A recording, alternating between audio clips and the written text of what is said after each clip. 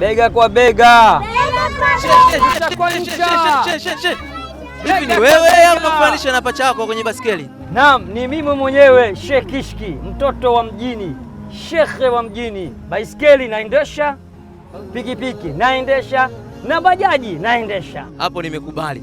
Lakini naona hii bajaji sio ya kawaida, na safari inakuelekea wapi?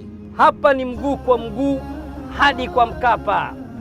Na bajaji hii kutoka katika moja wa wadhamini wetu wa mwaka huu, King Amani, ametupatia zawadi bajaji hii kwa ajili ya Qur'ani.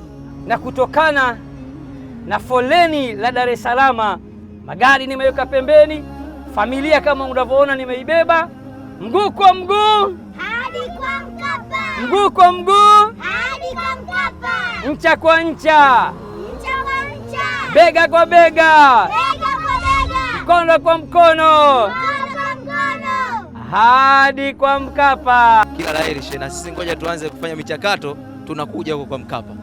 Ncha kwa ncha, ncha kwa ncha, bega kwa bega. hadi kwa Mkapa.